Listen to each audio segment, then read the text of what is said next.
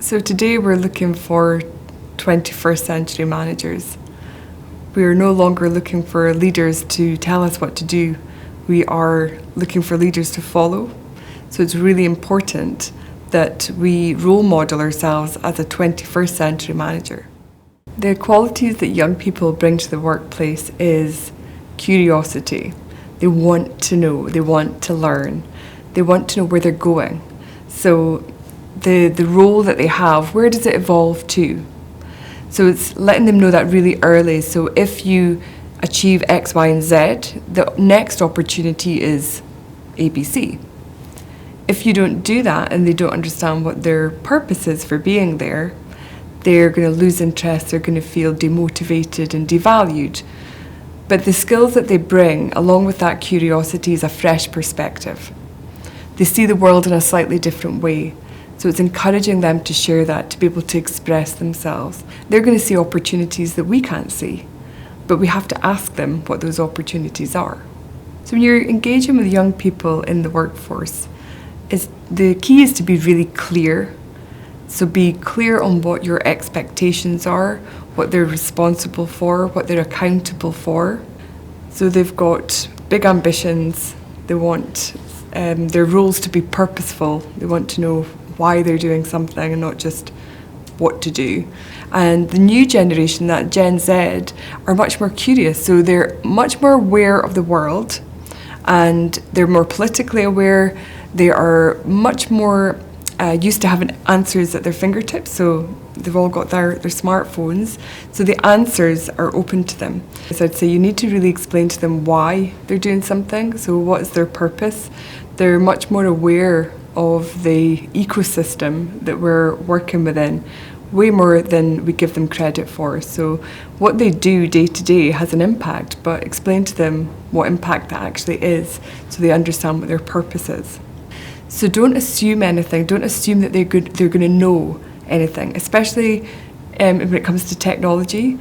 So often we expect young people to know exactly how to use an Excel spreadsheet or how to construct an email. Of course they don't, because that's not what they're learning in school. So you need to get back to basics and really ask them what it is that they need to know or what is it that they know already. So your expectations are not too high. Give them a chance to really find their grounding within the organisation, pick up the basic skills that they need in order to function in a normal role.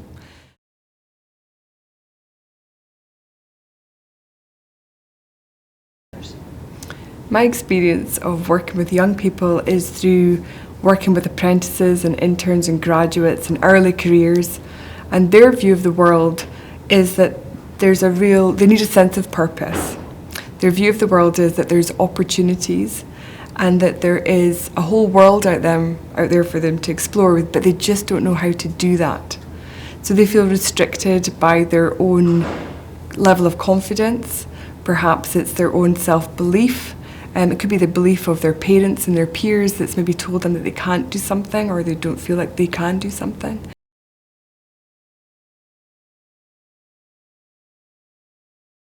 So coaching is a conversation with purpose. So it's not counselling, it's not delving into the past, it's not mentoring. So a coach won't give you advice or give you their opinion. It's purely about asking really powerful questions because we all have the answers within ourselves. So a coach will ask the questions to unlock what it is that person's looking for. So it could be around setting goals, it could be changing behaviours and what lies beneath that. So a coach will explore that and encourage that person to figure out how they might change those behaviours or reach those goals.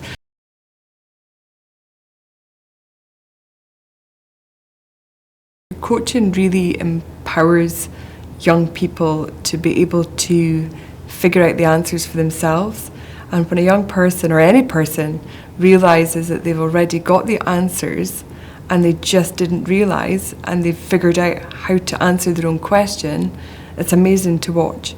So for a young person, they're no different. I work with senior executives and it's around confidence and building confidence and how to have a bigger impact, how to be visible, how to find their voice.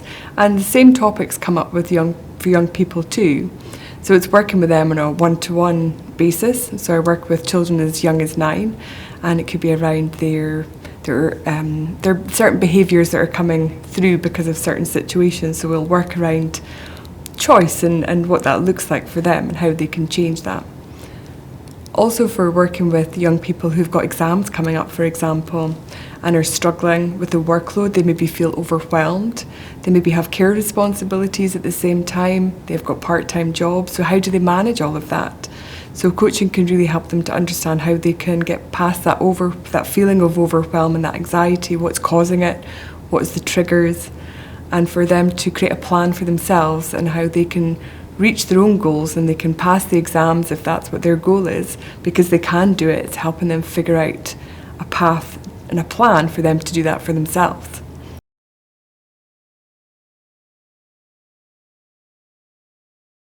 Yes, I'm really excited about this course that I've developed for young people to become a professional coach.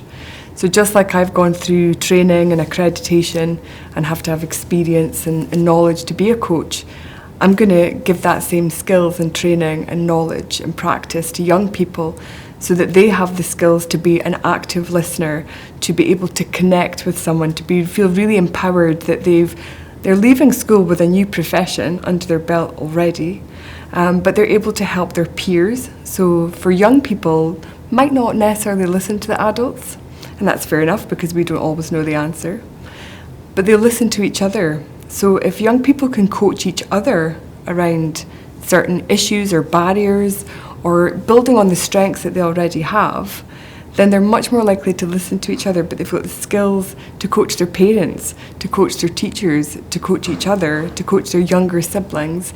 And the skills that they will have means that that's transferable across all professions, any location. We all have to interact with people, regardless of the role that we're in. And coaching skills gives you the knowledge and the experience to know how to connect with someone on that level that makes them feel listened to, makes them feel valued. So you build really strong relationships as a coach with people because you understand how someone works and how to connect to them. The coaching skills course for early careers, so kind of aimed at sort of 18 to 30-year-olds roughly, is around, again, coaching skills so they can become a professional coach.